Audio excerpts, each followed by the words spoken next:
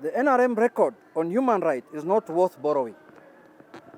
The NRM record on democracy is not worth borrowing. The NRM record on good governance is not worth borrowing.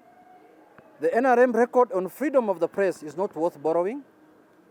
The NRM record on expanding civil society is not worth borrowing. The NRM record on fighting corruption is not worth borrowing.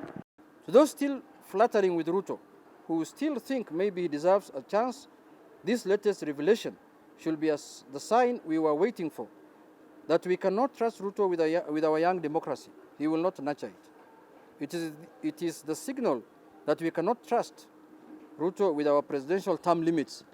Once he becomes president, he will remove the term limit, just like the people he is borrowing from in Uganda, which is NRM, to ask him to share with Kenyans what ideals he is borrowing from NRM, the National Resistance Movement.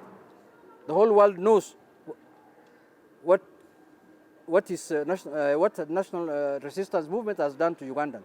Taking investors to Uganda, a whole deputy president taking away investors from his country, taking them to Uganda for investment, and he has been telling us that bottom up. I want to bring bottom up here. I want to bring investors here. I want to do youth employment.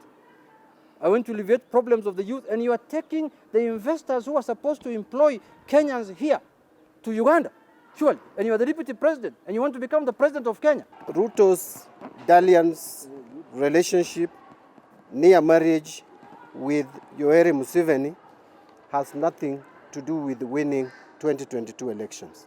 It has all to do with disrupting the peace in this country immediately after 2022 elections. Every right-thinking person knows that NRM has never won any competitive democratic election. Museveni has never won any democratic election. What Museveni knows is how to destabilize, how to grab power by force.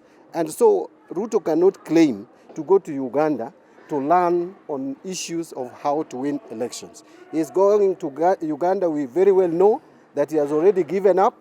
He knows he's not going to win presidency, and therefore he is going to learn tendencies on how to disrupt to disrupt peace in this country after 2022 election.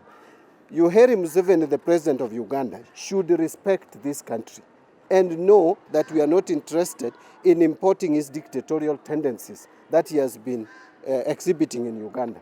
This is a democratic nation, a country that is guided by the rule of law, and that which has been nurtured for a very long time. I want to conclude by saying that what Junet has said makes a lot of sense. If you are the deputy president of a country, how on earth would you claim to be taking investors to another nation, to another state? That is completely a sign of lack of patriotism for the nation.